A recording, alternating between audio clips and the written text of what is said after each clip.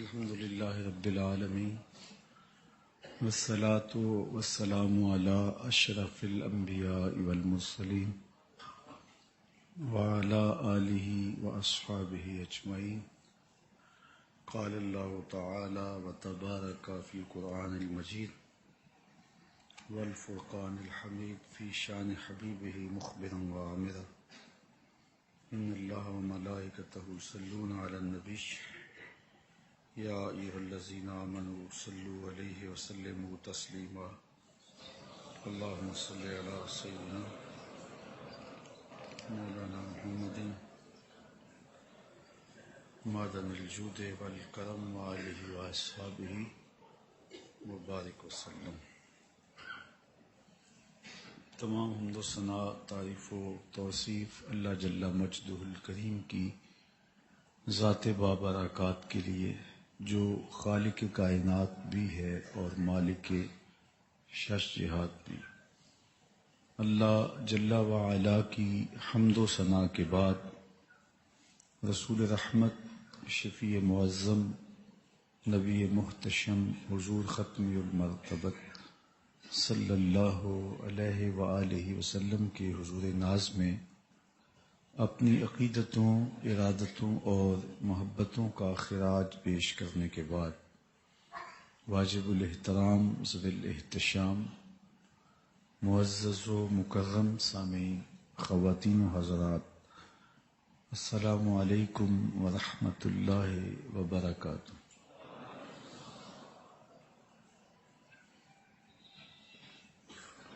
ماہ صفر المظفر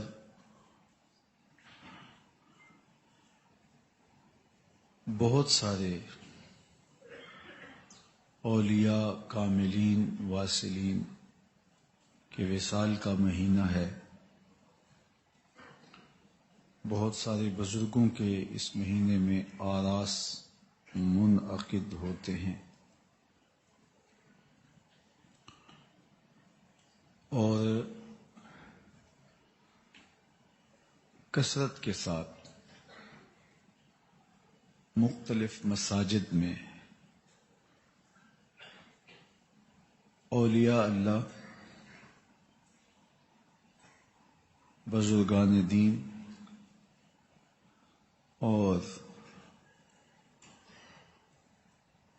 اہل تصوف کا تذکرہ اس مہینے کیا جاتا ہے. لیکن عمومی رویہ یہ ہے کہ بزرگوں کی کرامات کو زیادہ بیان کیا جاتا ہے، تعلیمات کو کم بیان کیا جاتا ہے. کرامات کا بیان کرنا کوئی بری بات نہیں ہے. کرامات بزرگوں کی ہوا کرتی ہیں اور کرامات لوگوں کی ہدایت کا سبب اور ذریعہ بھی ہوئی. کرامت کا من حیث الکرامت انکار کرنا کفر ہے. کوئی شخص کہے کہ میں کرامات کو مانتا ہی نہیں، مطلق انکار، کفر اس لیے کہلائے گا کہ قرآن مجید میں بھی کرامات کا ذکر موجود ہے. جس طرح صاحب سلیمان علیہ السلام کا آنے واحد میں تخت بلقیس قدموں میں حاضر کر دینا، یہ قرآن میں ذکر ہوا. حضرت مریم سلام اللہ علیہا کا وہ واقعہ جو سورہ آل عمران میں مذکور ہے. حضرت زکریا علیہ السلام دروازہ بند کر کے جاتے ہیں، جب واپس آئے تو دروازہ کھولا، وجد عندہا رزقا، تو وہاں بے موسم پھل پڑے دیکھے. دروازہ مقفل ہے، باہر سے کوئی اندر نہیں جا سکتا، اندر سے کوئی باہر نہیں آ سکتا، تو یہ پھل کہاں سے آئے؟ اور پھر پھل بھی ایسے جن کا موسم بیت گیا. بے ساختہ کہا، یا مریم ان لک ھذا، اے مریم یہ پھل کہاں سے آئے؟ جب موسم بھی نہیں ہے، دروازہ بھی مکفل ہے، کہاں سے یہ پھل آئے، کیسے پہنچے؟ حیرت میں ڈوبے ہیں، اور حضرت زکریا علیہ السلام یہ سوال کرتے ہیں. حضرت مریم بولتی ہیں یہ مجھے میرے رب نے دیے ہیں، اور وہ جس کو چاہتا ہے بغیر حساب کے عطا کرتا ہے.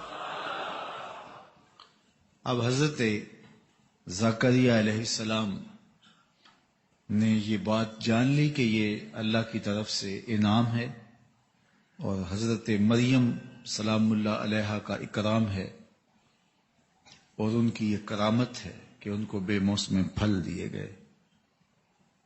تو وہیں کھڑے ہو کے حضرت زکریا نے دعا مانگنا شروع کر دی. ہنالک دعا زکریا رب، وہیں کھڑے ہو کے. 120 سال عمر تھی حضرت زکریا علیہ السلام کی، اولاد کی نعمت سے مالا مال نہیں کیے گئے تھے. اب عمر کے اس حصے میں پہنچ گئے کہ اولاد کے لیے دعاؤں کا سلسلہ بھی موقوف ہو گیا. لیکن جب حجرہ مریم سلام اللہ علیہا میں بے موسم پھل دیکھے تو دل چوٹ کھا گیا، اور اللہ کی بارگاہ میں عرض کی مالک جب تو اپنی اس بندی کو بے موسم پھل دے سکتا ہے تو میری عمر کے شجر پہ اولاد آنے کا موسم بیت گیا، لیکن تو بے موسمی اولاد بھی دے سکتا ہے. ہنالک دعا زکریا ربا، حضرت زکریا نے وہیں کھڑے ہو کے اللہ سے دعا مانگی. معلوم ہوا جہاں رحمتوں کا نزول ہو رہا ہو وہاں دعائیں مانگی جاتی ہیں. تو حضرت زکریا نے دعا مانگی تو کیا رد کر دی گئی کہ تم یہاں کھڑے ہو کے کیوں مانگ رہے ہو؟ نہیں، بلکہ فنادتہ الملائکہ، فرشتوں نے ندا دی. وَهُوَ قَائِمٌ يُصَلِّي فِي الْمِحْرَابِ، وہ محراب میں حجرے میں ابھی کھڑے ہو کے دعا مانگ ہی رہے تھے.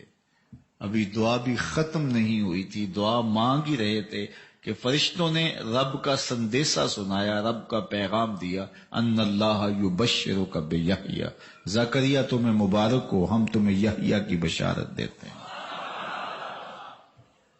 تو قرآن مجید میں سورہ کہف اٹھائیے، اصحاب کہف کا ایک طویل مدت تک اس غار میں سوئے رہنا، اور اللہ جل شانہ کے حکم سے ان کی کروٹیں بھی بدلتی رہیں، اور ان کے جسم کو کوئی آزار بھی نہیں پہنچا. 300 سے کچھ زیادہ یا کچھ کم سال وہ وہاں رہے. تو یہ وہ کرامات ہیں جن کا ذکر قرآن کے دامن میں موجود ہے. اس کا مختلف احادیث میں بنی اسرائیل کے کچھ اولیاء کا ذکر ہے، ان کی کرامات کا بیان ہے. کتب تواریخ میں پڑھیں، کتب احادیث دیکھیں، صحابہ کی کرامات کا ذکر ہے. حضرت عمر رضی اللہ تعالی عنہ کے لیے کرامات کا کتنا بیان ہے کہ دریائے نیل آپ کے رکے سے چلتا ہے. یہ کرامت ہے سیدنا عمر رضی اللہ تعالی عنہ. اور اصحاب رسول کی، اہل بیت اطہار کی کرامات ہیں، اولیاء کی کرامات ہیں. تو کرامت کا من حیث الکرامت انکار نہیں ہو سکتا، اور کسی بزرگ کی جو مسلمہ بزرگ ہے اس کی کرامت کا انکار کرنا بھی محرومی ہے. لیکن دور موجود کے اندر بہت سارے لوگ ہیں جنہوں نے اپنے نام سے مختلف خود ساختہ کرامات بھی معاشرے میں مشہور کر دی ہوتی ہیں. تو درایت کے پیمانے پہ پرکھ کر کے ایسی کرامات جو انہوں نے مشہور کر دی اور وہ جھوٹی ہوتی ہیں تو ان کا انکار کرنے میں کوئی حرج نہیں ہے، کیونکہ کرامت ہوتی ہے اللہ کے ولی کی. اور ولی کی شان کیا ہے؟ الولی هو العارف باللہ، ولی وہ ہوتا ہے جو اللہ تعالی جل شانہ کا جاننے والا ہو، عارف باللہ ہو، اس کی ذات کا اور اس کی صفات کا حسب امکان.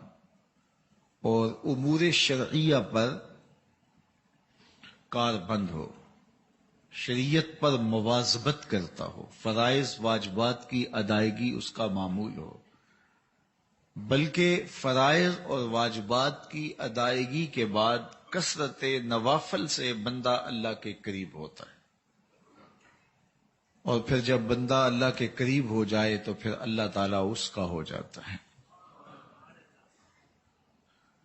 تو ولی کے اجزائے ترکیبیہ، ولی کیسے بنتا ہے، کون سی خوبیاں ہیں جو اللہ کے بندے میں ہونی چاہیے، کن خوبیوں کا حامل ہو اور کن اوصاف حمیدہ کا مالک ہو کہ ہم اس کو ولی کہیں گے۔ ایک تو قرآن مجید میں اللہ تعالیٰ جل شانہ نے ارشاد فرمایا الذین آمنوا وکانوا یتقون۔ میں نے عرض کیا کہ اولیاء اللہ کی عموماً کرامتیں بیان کی جاتی ہیں، اس میں کوئی حرج نہیں ہے، لیکن جب صرف کرامات ہی بیان کی جائیں گی، معیار ولایت بیان نہیں ہوگا، تو مختلف لوگوں کی شعبدہ بازیوں کو لوگ کرامت سمجھ لیں گے اور ان کے پیچھے چل کے اپنی دنیا اور اپنی آخرت برباد کریں گے۔ اس لیے ہمیں اس بات کا پورا ادراک ہونا چاہیے کہ ولی کسے کہتے ہیں، اور اس معیار پر ہم کسی کو دیکھیں۔ اس کے باوجود اس کا معاملہ اللہ کے ساتھ ہے، چونکہ نبی اپنی نبوت کا اعلان کرتا ہے، ولی اپنی ولایت کا اعلان نہیں کرتا۔ نبی کے اوپر لازم ہے، واجب ہے کہ وہ بتائے کہ میں نبی ہوں، لیکن یہ چیز ولی پر نہیں ہے۔ وہ تو کوشش کرتے ہیں کہ لوگوں کی نگاہوں سے چھپ جائیں، لوگوں سے پوشیدہ رہیں۔ وہ اپنی ولایت کے لیے تشہیری مہم نہیں چلاتے، بلکہ وہ خلق خدا کی رہنمائی کا فریضہ سر انجام دیتے ہیں اور اللہ کی رضا جوئی کے لیے کوشاں رہتے ہیں۔ کرامات کا صدور ہو جانا ممکن ہے، اگر کوئی کرامت صادر ہو جائے تو اچھی بات ہے، لیکن یہ ان کا مقصود نہیں ہوتا کہ ہم سے کسی کرامت کا ظہور ہو۔ کبھی کبھار کسی ایسی حالت میں کسی کرامت کا صدور ہو جاتا ہے۔ تو ولی دو صفات کا حامل ہے، الذین آمنوا وکانوا یتقون، جو قرآن نے بیان فرمائی۔ ایک تو وہ مومن کامل ہوگا، کامل مسلمان ہوگا، اور دوسرا وکانوا یتقون، وہ پرلے درجے کا متقی ہوگا، اعلی درجے کا پرہیزگار ہوگا، اس کی زندگی تقوی سے عبادت ہوگی، اس کے شب و روز حزم و احتیاط سے گزریں گے، وہ شریعت بیضاء پہ عمل پیرا ہوگا اور شریعت کی جانب سے منع کردہ چیزوں سے اپنے آپ کو بچا کے رکھے گا۔ اس کی زندگی کے اندر لغویات نہیں ہوں گی، اس کی زندگی کے اندر فضولیات نہیں ہوں گی، اس کی زندگی منظم اور مرتب ہوگی، وہ خواہشات کا اسیر نہیں ہوگا، وہ آرزوؤں کا بندہ نہیں ہوگا، وہ مال و زر کا پجاری نہیں ہوگا، وہ ہوس زدہ نہیں ہوگا، وہ لالچی نہیں ہوگا، متکبر نہیں ہوگا، متمرد نہیں ہوگا، سرکش نہیں ہوگا۔ اس کی نظر لوگوں کے دلوں پہ ہوگی، لوگوں کی جیبوں پہ نہیں ہوگی۔ وہ خواہشات کی دنیا کا باسی نہیں ہوگا، بلکہ وہ اللہ کے قرب کا متلاشی ہوگا، اور قرب کی جو منزل اسے میسر ہے اس سے وہ آگے جانا چاہے گا۔ اس کی آرزو یہ ہوگی کہ مجھے اللہ کی قربتیں اور نصیب ہوں۔ ہر لہجہ نیا طور نئی برکے تجلا، اللہ کرے مرحلہ شوق نہ ہوتا ہے۔ وہ آگے بڑھتا رہے گا، آگے بڑھتا رہے گا۔ اس کی آرزو یہ ہوگی کہ مجھے اللہ کا جتنا قرب نصیب ہو جائے وہی میرے لیے غنیمت ہے، اور وہی اس کی زندگی کا مطمع نظر ہے، اس کی مستی، اس کی زندگی کا سرور، اس کے باطن کا جمال، بس اسی میں ہے کہ اسے اللہ کی قربتیں حاصل ہوں اور وہ رضا الہی کے لیے کوشاں ہوگا۔ مخلوق اس کے گرد جمع ہو، لوگ آئیں، وہ ان کی ضرورتیں ہیں، لیکن اس کی ضرورت نہیں ہوگی، اس کی ضرورت رب کی رضا ہے۔ اور آنے والی مخلوق پر شفقت اس کا مزاج ہوگا، تاکہ مخلوق خدا کی خدمت کر سکے۔ حضرت غوث اعظم رضی اللہ تعالی عنہ نے لکھا کہ تمام کی تمام خیر دو چیزوں میں جمع کر دی گئی ہے، دو چیزوں میں ساری بھلائی جمع کر دی ہے۔ آپ خلاصہ تصوف کا سننا چاہیں، دین کا خلاصہ سننا چاہیں، اللہ کے ولی کا مزاج دیکھنا چاہیں، تو ان دو جملوں میں ہر شے سمو دی گئی ہے۔ التعظیم لامر اللہ والشفقۃ علی خلق اللہ، اللہ تعالی جل شانہ کے احکام کی تعظیم، اللہ تعالی کے جانب سے جو حکم بندے کے اوپر عائد ہوتے ہیں ان کی تکریم اور ان کی تعظیم کرنا، یعنی ان کو بجا لانا تعظیم و تکریم کے ساتھ۔ اور دوسرا والشفقۃ علی خلق اللہ، اللہ کی مخلوق کے ساتھ شفقت سے پیش آنا، مخلوق کے ساتھ رویے خوبصورت ہونا، حقوق اللہ اور حقوق العباد دونوں کی خوبصورتی کے ساتھ ادائیگی، یہ اللہ کے ولیوں کا شعار ہے۔ وہ اللہ کے حقوق کو بھی پامال نہیں ہونے دیتے اور اس کی مخلوق کے حق کو بھی پامال نہیں ہونے دیتے۔ اور حقیقی صوفی وہی ہوتا ہے جو اپنے اللہ کے، اپنے رب کے حقوق کی بھی پاسداری کرے اور لوگوں کو بھی اذیت نہ دے اور لوگوں کے حقوق کا بھی پورا پورا خیال رکھے، اس کا وجود ضرر کا سبب نہ ہو، نفع کا ذریعہ ہو، اس کا وجود لوگوں کے لیے ہدایت کا سبب ہو، گمراہی کا سبب نہ ہو، اور وہ لوگوں کے لیے راحت اور رحمت کا ذریعہ ہو، زحمت کا سبب نہ ہو۔ تو اللہ کا ولی ایمان اور تقوی کے نور سے مالا مال ہوتا ہے۔ ایمان ہے تو پرلے درجے کا، اللہ پر اتنا پختہ یقین کہ رشک آئے، اور عمل، صالح اعمال، تقوی، پرہیزگاری، خوف خدا، خشیت الہی، اگر ان صفات میں اللہ کے ولی کو دیکھو تو آپ کو رشک آئے کہ اللہ سے ڈرنے والا، اللہ سے خوف رکھنے والا اور اللہ کے احکام کو بجا لانے والا ہم نے ایسا کبھی نہیں دیکھا۔ تو ان دو خوبیوں کا وہ حامل ہو تو وہ ولی کہلاتا ہے۔ یہ وہ تعریف ہے جو قرآن نے کی ہے، الذین آمنوا وکانوا یتقون۔ ایمان اور تقوی کے مجموعے سے جو چیز نصیب ہوتی ہے اسے ولایت کہا جاتا ہے۔ اگر ایمان ہی نہیں ہے، عقائد ہی درست نہیں ہے، تو پھر ولایت کہاں سے نصیب ہوگی؟ اور اعمال صالحہ ہی نصیب نہیں ہے تو پھر وہ لوگوں سے، اہل ایمان سے ممتاز ہو کے ولی کیسے بنے گا؟ تو یہ بات اچھی طرح سے ہمیں ذہن نشین کر لینی چاہیے۔ قرآن مجید میں سورہ الفرقان میں اللہ تعالی جل شانہ نے عباد الرحمن کی کچھ صفات بیان کی ہیں۔ عباد الرحمن سے مراد یہی اللہ والے لوگ ہیں، یہی صالحین اولیاء مراد ہیں۔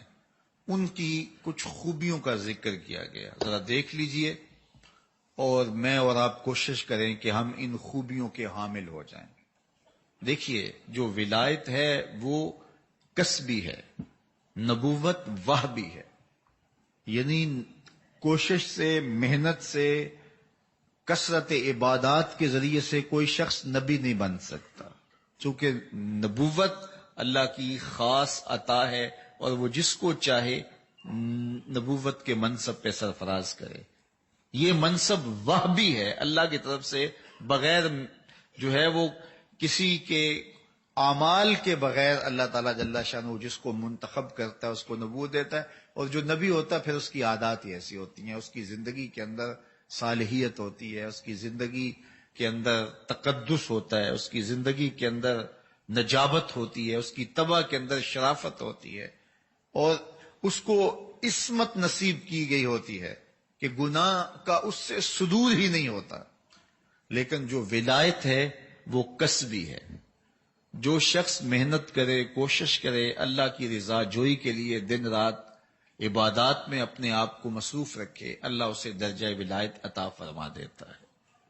اور یہ لازم نہیں ہے کہ کوئی بڑا نیک شخص ہی جو بچپن سے نیک ہو وہ ولی بن سکتا ہے. کئی ڈاکوؤں نے توبہ کی، اللہ نے ان کو ولایت عطا فرمائی. بڑے بڑے بدکاروں نے ساری زندگی گناہوں میں گزاری، لیکن جب سچی توبہ کر کے مالک کی دہلیز پہ آ گئے تو مالک نے پچھلے سارے گناہوں کو بدل کے نیکیوں میں تبدیل کر دیا. جتنا بڑا گناہگار تھا پھر اتنا بڑا نیکوکار بن گیا، ولایت کے مرتبے پہ فائز المرام ہو گیا. حضرت بشر حافی کا واقعہ پڑھ لیجئے. شراب کے نشے میں دھوتے اور جاتے جاتے دستے میں کاغذ کا ایک ٹکڑا پڑا تھا، اس کے اوپر لفظ اللہ لکھا ہوا تھا. بس نشے میں تھے لیکن پھر بھی خیال آیا میرے رب کا نام لکھا ہے. اٹھایا، چوما، جھاڑا، خوشبو لگائی، اونچی جگہ پہ رکھ لی اور اپنے معمول کے مطابق پھر شراب خانے میں چلے گئے. اس زمانے کے معروف ولی کی طرف رب کا پیغام آیا کہ بشر کو جا کے میرا سلام دے دو اور اس سے کہو کہ تیرے رب نے تجھے معاف کر دیا ہے. اللہ اکبر. بشر حافی شراب خانے میں ہے اور اللہ کا ولی گھر پہنچا، پوچھا کہاں ہے، کہا وہ تو شراب خانے میں. رب کا سندیسا تھا. وقت کا بہت بڑا شیخ شراب خانے کے دروازے پہ کھڑا ہے. دستک دی، ساقی نے پوچھا کون، کہا بشر کو ملنا ہے. کہا وہ تو شراب کے نشے میں دھت ہے. اور دیکھا کہ شیخ کھڑے ہیں تو جا کے بشر کو کہا تجھے حضرت بلا رہے ہیں. بشر کے ہوش اڑ گئے اور اسی حالت کے اندر ننگے پاؤں ملنے آیا. حضرت مجھے ملنے آئے، اتنے پاپی اور مجرم کو جو لتڑا ہوا ہے گناہوں میں، ہر وقت شراب کے نشے میں رہتا ہے. کہا تو نے رب کے نام کی تعظیم کی، میں رب کا پیغام لے کر آیا ہوں، اس نے تیرے سارے گناہ معاف کر دیے. اللہ اکبر. جب یہ ملنے آئے تھے اس بزرگ کو تو ننگے پاؤں سے نشے میں دھوتے اسی حالت میں آ گئے. پھر ساری زندگی جوتا نہیں پہنا کہ جب میرے نام میرے رب کا سندیسا آیا تھا تو میں ننگے پاؤں تھا، اب ساری زندگی ننگے پاؤں ہی رہوں گا. اسی لیے ان کو حافی کہتے ہیں. حافی عربی میں کہتے ہیں ننگے پاؤں والا. ساری زندگی ننگے پاؤں ہی رہے، لیکن میرے مالک نے اہتمام یہ کیا کہ بشر حافی نے جس گلی سے جس بازار سے گزرنا ہوتا جانور اس بازار میں لید بھی نہیں کرتے تھے. بشر تو نے رب کے نام کی تعظیم کی، تجھے بھی پروٹوکول ملے گا، تجھے بھی اعزاز ملے گا. اللہ اکبر. تو جتنا مرضی گناہ گار ہو اللہ کا ولی بن سکتا ہے جب وہ محنت کرے گا، سچی توبہ کرے گا. بعض اوقات اللہ کے بندوں کی نگاہوں سے ولی بنتے ہیں. ولی کی چوکھٹ پہ آنے والے اللہ اکبر ان کو اللہ توبہ نصیب کر دیتا ہے، ولایت کے درجے پہ فائز المرام کر دیتا ہے. حضرت غوث اعظم رضی اللہ تعالی عنہ کی بارگاہ میں کرنے تو چوری آیا تھا، اللہ اکبر، لیکن فقیر کی نظر پڑ گئی، ساری دنیا کی زندگی کی ساری خطائیں مٹ گئیں اور اللہ نے معاف کر دیا اور درجہ ولایت پہ فائز المرام کر دیا. ایک شرابی نشے میں دھت پڑا تھا، گندی نالی پہ گرا تھا اور گندے پانی سے اس کا منہ گندا ہو رہا تھا. ایک فقیر گزر رہا تھا، اللہ کا بندہ، اس نے دیکھا، اس کے دل میں ترس پیدا ہوا، انسان ہے اور اسے پتہ ہی نہیں کہ میں کون ہوں، اور نشے میں یا گندگی کے ڈھیر کے اوپر، گندی نالی کے اوپر گرا ہوا ہے اور اس کا منہ غلیظ ہو رہا ہے. انسانی محبت کے ناطے اسے اٹھایا، اس کا منہ دھویا اور اس کے گھر چھوڑ کے آئے. خیر رات دن گزرا، شام پڑی، تہجد کے وقت یہ بزرگ جب مسجد میں نماز پڑھنے کے لیے گئے تہجد کی تو مصلی پہ وہ شرابی کھڑا تھا، پہلے مسجد میں پہنچا ہوا تھا.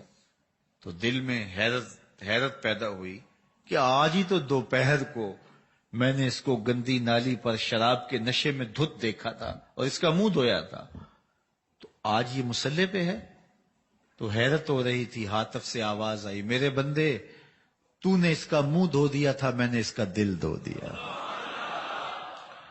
اچھے بندوں کی صحبت زندگیاں بدلتی ہیں. تو اس لیے اللہ کا ولی بنا جا سکتا ہے. ولایت الولایت عبارت عن القرب، ولایت قرب الہی سے عبارت ہے. یہ اللہ سے دعا مانگنی چاہیے، اللہ مجھے مرتبہ ولایت پہ گامزن کر دے، مجھے مرتبہ ولایت پہ فائز المرام کر دے، مجھے متقین کا امام بنا دے. یہ اہل ایمان کی دعا ہے کہ وہ اللہ کی قربت حاصل کریں، اس کے مقرب بندے بن جائیں.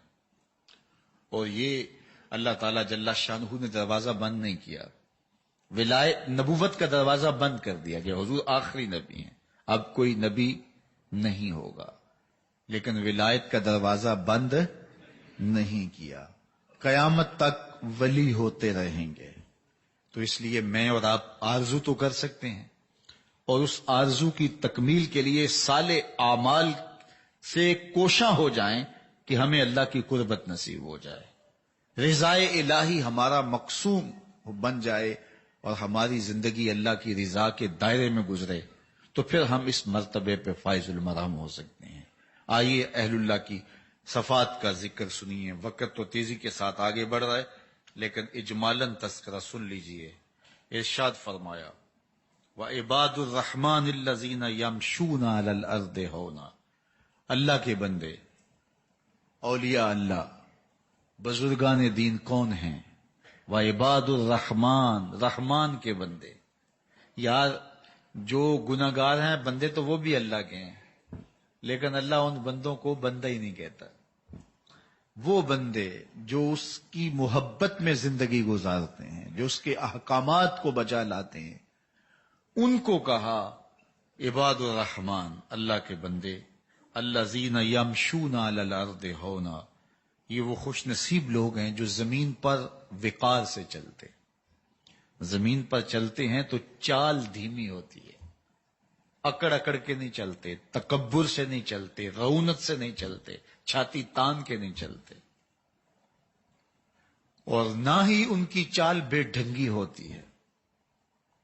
مرتب اور منظم چال ہے ان کی، زندگی کا چلن خوبصورت ہے. وَعِبَادُ الرَّحْمَنِ الَّذِينَ يَمْشُونَ عَلَى الْأَرْضِ هَوْنًا. اور اللہ کے بندے وہ ہیں جو زمین پر چلتے ہیں تو وقار سے چلتے ہیں، ان کا چلنا قابل رشک ہوتا ہے. وَإِذَا خَاطَبَهُمُ الْجَاهِلُونَ قَالُوا سَلَامًا. اور جب ان سے جاہل مخاطب ہوتے ہیں تو وہ کہتے ہیں سلام ہو. یعنی جاہلوں سے بحث نہیں کرتے، جاہلوں سے الجھ نہیں رہے ہوتے، بلکہ جاہل جب ان سے الجھنا چاہیں، ان سے بحث کرنا چاہیں، ان سے مخاطبہ کریں، قالو سلاما، تو وہ کہتے ہیں بابا سلام ہو. سلام متارکت کرتے ہیں، جان چھڑانے کے لیے. اچھا السلام علیکم، اچھا پھر السلام علیکم میں جا رہا ہوں. تو وہ ان سے بحث نہیں کرتے، سلام متارکت کے ذریعے سے ان سے جان چھڑاتے ہیں، ان سے الجھتے نہیں. ان کی اصلاح کے لیے اگر ان سے کچھ ہو سکے تو وہ کرتے ہیں، اگر ان کے اندر کوئی تبدیلی لانے کی کوشش ان سے ہو سکے تو کرتے ہیں، لیکن وہ ان سے بحث نہیں کرتے، ان سے الجھتے نہیں. بعض اوقات کچھ لوگ اپنی قیمتی صلاحیتوں کو جاہلوں میں جو ہے وہ صرف کر دیتے ہیں. جاہل لوگوں کے اندر اپنی قیمتی صلاحیتوں کو ضائع کر دیتے ہیں.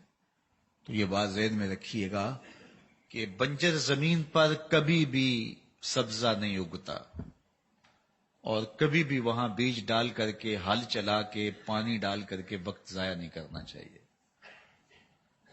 بارش جب برستی ہے تو زرخیز زمینوں سے پھول اگتے ہیں، سبزہ اگتا ہے، لیکن پتھریلی اور بنجر زمینوں پہ کچھ نہیں اگتا.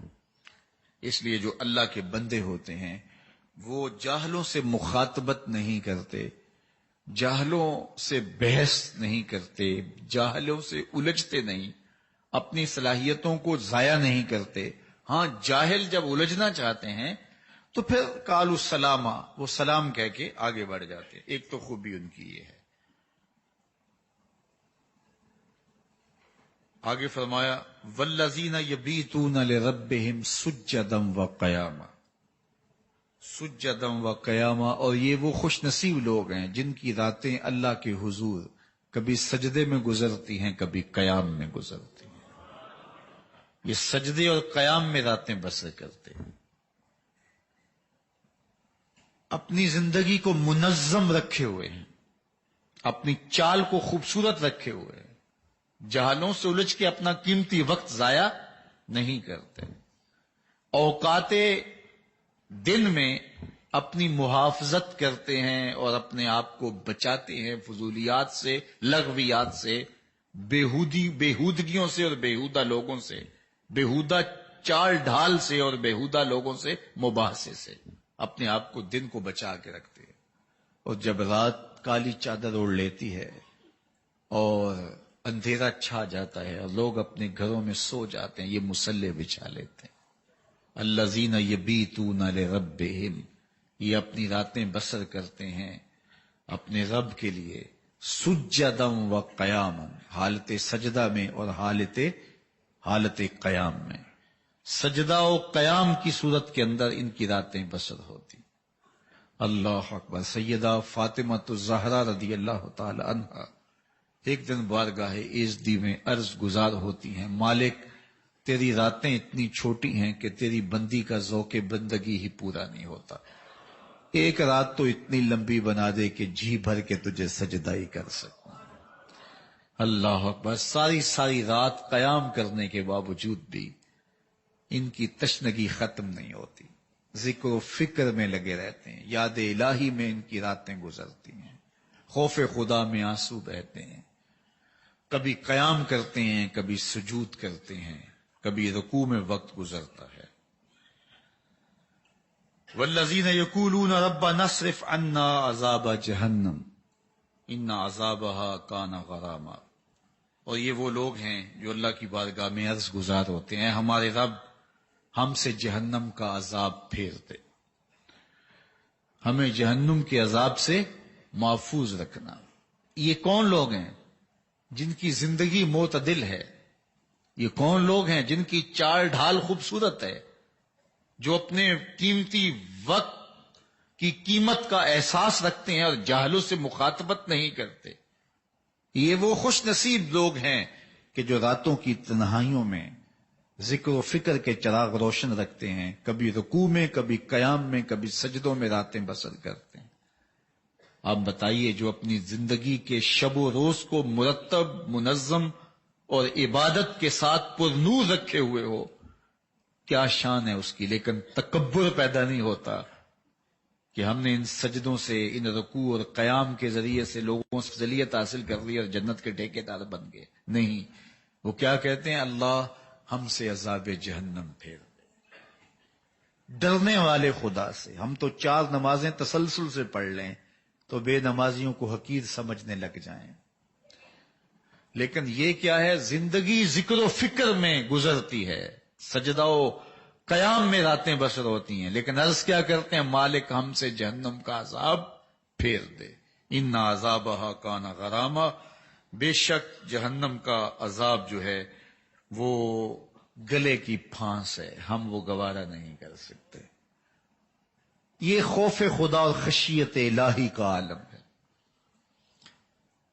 حضرت شیخ سعدی شیرازی لکھتے ہیں کہ مطاف کے اندر کنکروں پر پیشانی رکھ کے ایک بندہ زاروں کے طرح رو رہا ہے اور کیا کہتا ہے؟ اللہ مجھے معاف کر دے، ورنہ قیامت کے دن مجھے نابینا اٹھانا، تیرا کیا تیرے بندوں کا سامنا بھی نہیں کر پاؤں گا۔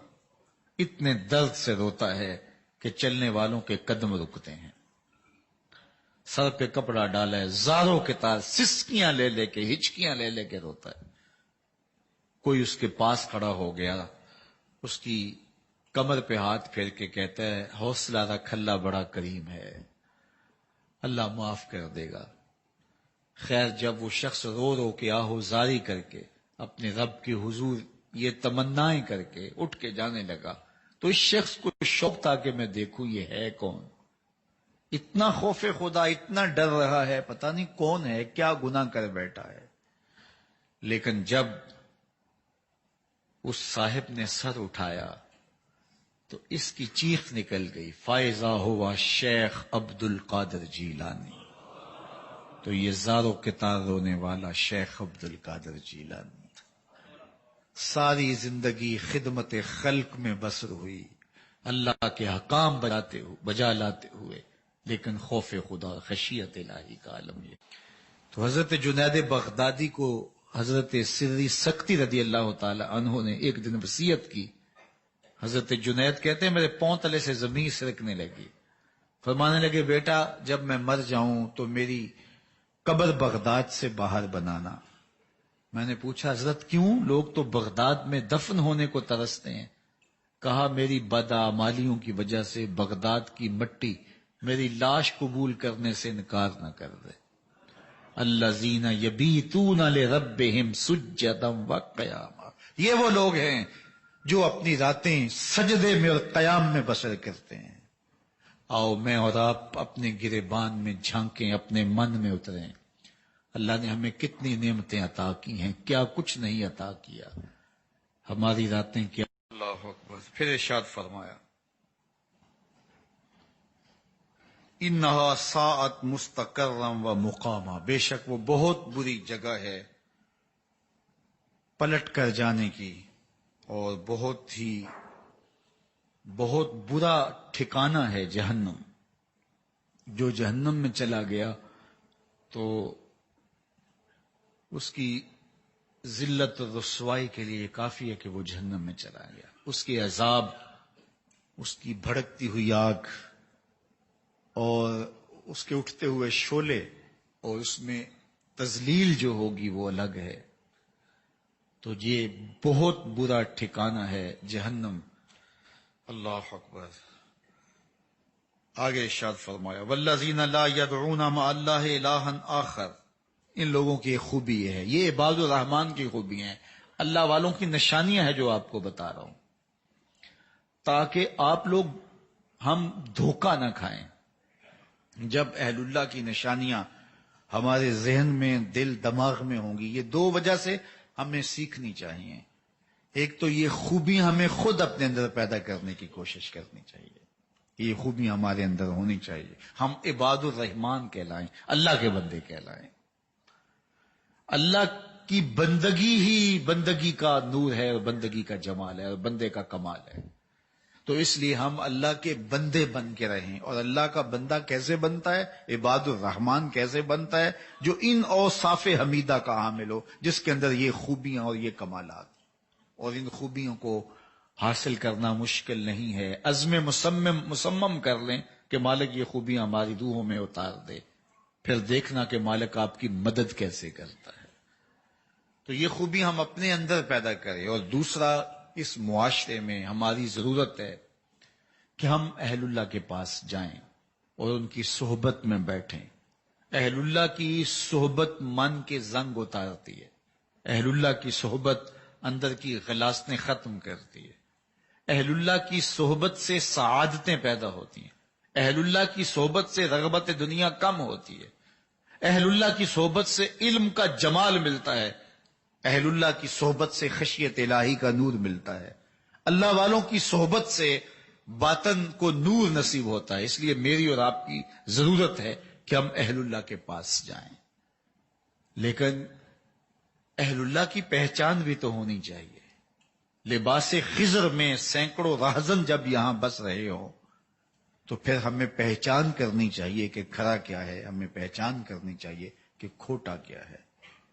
تو وہ میں اپنی عقل سے نہیں پرکھ سکتا.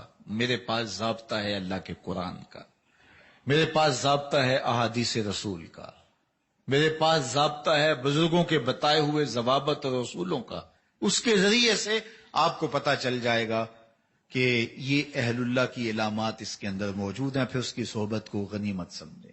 حضرت شیخ احمد مجدد الفسانی علیہ رحمہ فرماتے ہیں ایسے لوگوں کی صحبت کبریت احمر کا درجہ رکھتی ہے. سرخ گندک کی طرح وہ تمہارے لیے نفع بخش ہے. جس طرح سرخ گندک جلاتی ہے، ایسے لوگوں کی صحبت گناہوں کو جلا کے راکھ کر دیتی ہے. اچھے لوگوں کی صحبت اختیار کرنے کی تلقین کی، بلکہ میرے حضور نے ارشاد فرمایا اچھے لوگوں کی صحبت کی مثال حضور نے عطر فروش سے دی جو عطر بیچتا ہے، تو فرمایا اس سے 3 چیزوں میں سے کوئی ایک چیز حاصل ہوگی. یا تو تم اس سے عطر خرید لو گے، جب تم عطر فروش کی دکان پہ جاؤ گے تو تمہارے دل میں شوق پیدا ہوگا، یہ کیسی پیاری خوشبو ہے، یہ میں خرید ہی لوں. یا پھر وہ تمہیں تحفے میں دے دے گا، تم اس کے پاس بیٹھے ہو تو جو عطر فروش ہوتا ہے وہ خوشبو تحفے میں دینے کی عادت رکھتا ہے، عمومی طور پہ کم از کم ہاتھ پہ خوشبو لگا دیتے ہیں. اور تیسری بات میرے حضور نے ارشاد فرمائی کہ نہ تم خریدو نہ وہ دے، لیکن جتنی دیر تک بیٹھو گے تمہاری سانسیں مہکتی رہیں گی، تمہیں خوشبوؤں کے حلے آتے رہیں گے. اور فرمایا کہ برے لوگوں کی صحبت کی مثال لوہار کی بھٹی کی ہے، یا تو کوئی چنگاری اڑے گی اور تمہارے لباس پہ پڑے اور تمہارا لباس جل جائے، اور اگر ایسا نہیں ہے تو جتنی دیر تک بیٹھو گے دھواں تو جو ہے برداشت کرنا ہی پڑے گا. تو اس لیے تمہیں اچھے لوگوں کی صحبت میں بیٹھنا ہے یا برے لوگوں کی صحبت میں بیٹھنا ہے. رومی علیہ رحمہ بولے گر تو سنگے خاراؤ مر مر شوی چوں بصاحب دل رسی گوہر شوی. اگرچہ تو سخت پتھر ہی کیوں نہیں ہے، صاحب دل کے پاس بیٹھ تجھے تراش کے گوہر بنا دے گا. صاحب دل کے پاس بیٹھنے سے دلوں کے زنگ اترتے ہیں، دل بنتا ہے، دل کو نور ملتا ہے. تو اچھے بندوں کی صحبت، اچھے بندوں کی قربت، اچھے بندوں کے پاس بیٹھنا، اولیاء اللہ کی صحبت میں چند لمحے جا کے بیٹھ جانا. یک زمانہ صحبت با اولیاء بہتر 100 سالہ طاعت بے ریا. بے ریا 100 سالہ طاعت سے بہتر ہے ایک لمحہ کسی ولی کی صحبت میں گزار دیا جائے. لیکن ولی ہو بھی نا، ولی ہو تو اس کی صحبت دل کو نور دے گی، ورنہ جو اس روپ کے اندر دنیا دار ہوگا وہ دل کی پہلی نورانیت بھی لوٹ لے گا. اس لیے اچھے لوگوں کو اختیار کرنا، ان کی سنگت میں پہنچنا، یہ ہمارے لیے ضروری ہے. تو اس کی علامتیں کیا ہیں تو میرے رب نے بیان فرمائی. پہلی علامت کیا ہے؟ ان کی چال خوبصورت ہوتی ہے، بے ڈھنگی چال نہیں چلتے، متکبرانہ چال نہیں چلتے. ان کی راتیں کبھی سجدے میں گزرتی ہیں، کبھی قیام میں گزرتی ہیں. اللہ اکبر. پھر فرمایا کہ وہ اللہ سے عذاب الہی سے بچنے کے لیے رب کی بارگاہ میں دعائیں کرتے ہیں، جہنم کے عذاب سے بچنے کے لیے رب سے دعائیں کرتے ہیں.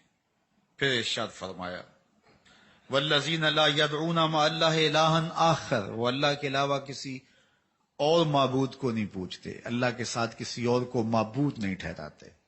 ان کا ایک ہی معبود ہے، ان کے گلی گلی معبود نہیں ہے. وہ بت پرستی نہیں کرتے، وہ خاشات کی پوجا نہیں کرتے، وہ اپنے نفس کی پرستش نہیں کرتے، وہ اپنے رب کی پوجا کرتے ہیں.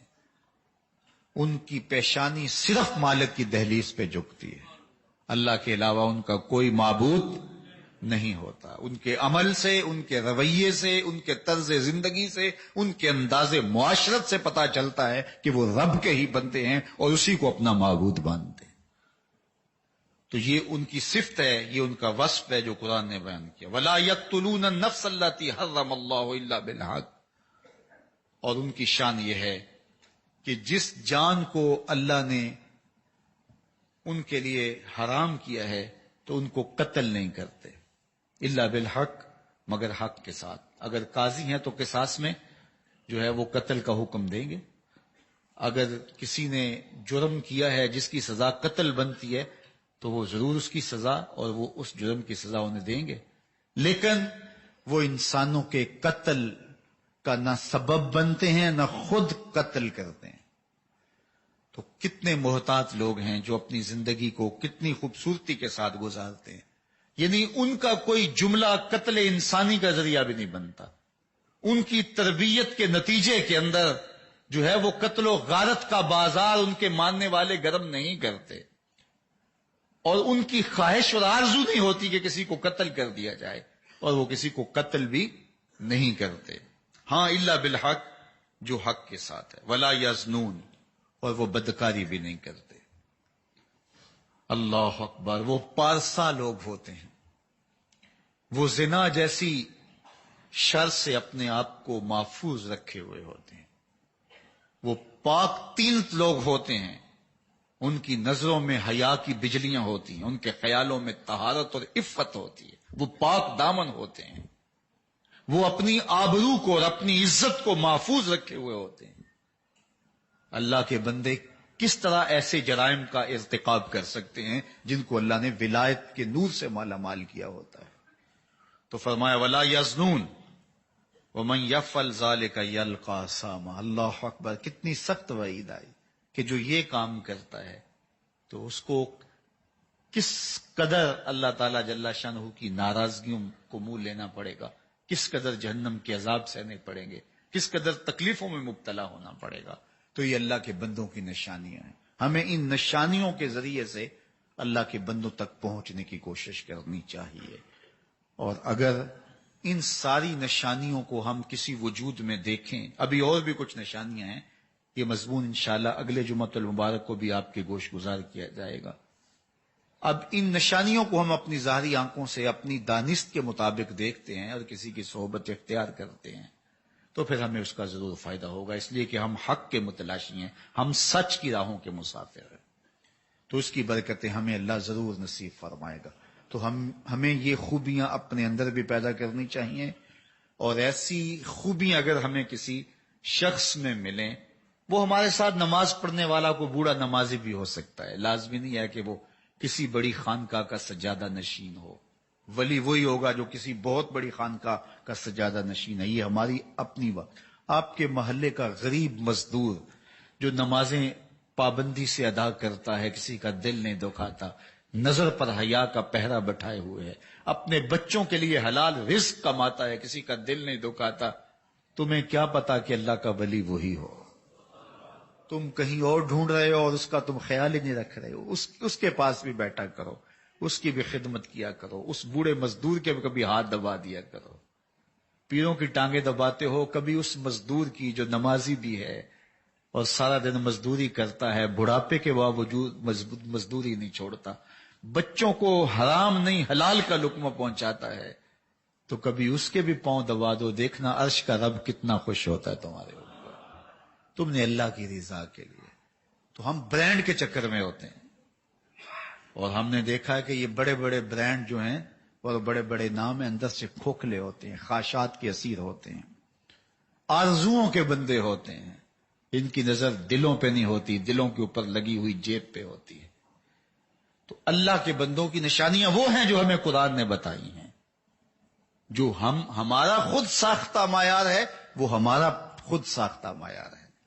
ہم اس معیار کی روشنی میں اگر ڈھونڈنے نکلیں تو ہمیں ایسے دھوکے باز ملتے رہیں گے، لیکن اس معیار کی روشنی میں جو قرآن نے، جو اللہ کے محبوب نے ہمیں بیان فرمایا، تو پھر ہمیں انشاءاللہ سچ ہی ملے گا۔ اس راستے میں نور ہی نور پھیلا ہوا ہے، اجالا ہی اجالا پھیلا ہوا ہے۔ ہاں، اگر کسی بزرگ کے پاس جاؤ تو آپ اچھی نیت لے کے جاؤ۔ ہم بھی بہت سارے لوگوں کے پاس جاتے ہیں، جب کسی سے ملتے ہیں تو کبھی کسی کے پاس جاتے ہوئے بری نیت لے کر کے نہیں جاتے۔ یہ الگ بات ہے کسی کے پاس جائیں، اس کے پاس بیٹھیں تو اس کی کچھ چیزیں سمجھ میں آ جائیں، تو وہ ایک الگ بات ہے۔ لیکن ہم جب بھی کسی بزرگ کے پاس جاتے ہیں تو ہم خیر کا جذبہ لے کے اچھائی کی نیت کے ساتھ جاتے ہیں، تاکہ ہمارا سفر تو خراب نہ ہو۔ اب اس کا معاملہ ہے کہ وہ کہاں کھڑا ہے، اور وہ اللہ کی مرضی ہے کہ اس کو ہمارے اوپر ظاہر کر دے یا وہ ہماری نظروں سے پوشیدہ رہے۔ تو اس لیے خیر کے جذبوں کے ساتھ اچھائی کی تلاش میں رہو، اور وہ اچھائی جہاں بھی مل جائے اس کو حاصل کرو، اس سے فیض، اس سے برکت حاصل کرو، اور سب سے بڑھ کر یہ کہ یہ صفات خود اپنے اندر پیدا کرنے کی کوشش کرو۔ ولایت کا جب دروازہ بند نہیں ہوا تو پھر دستک کیوں نہیں دیتے ہو؟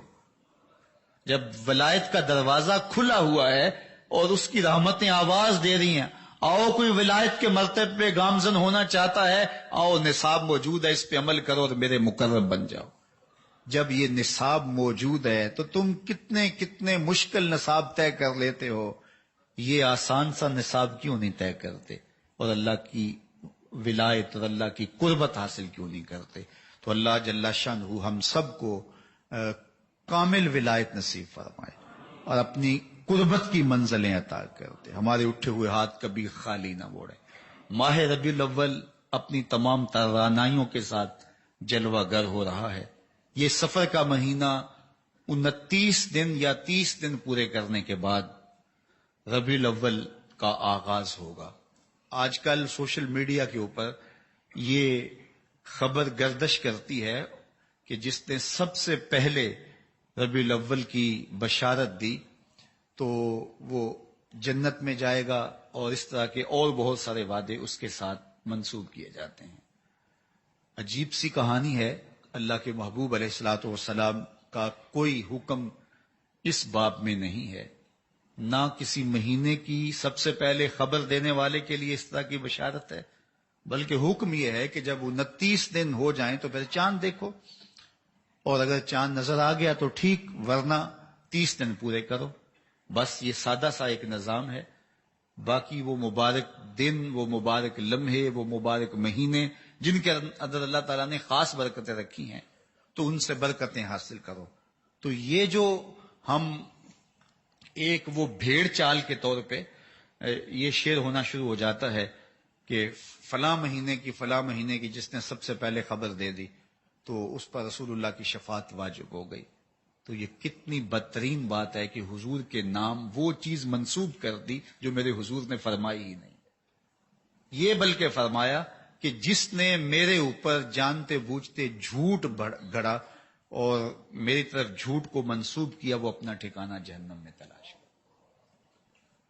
تو اس لیے یہ بات ذہن میں رکھیے گا کہ کبھی بھی جو ہے وہ حضور کے نام سے ایسی کوئی بات موجود نہیں، اور اس کو کبھی بھی شیئر نہ کیجیے گا۔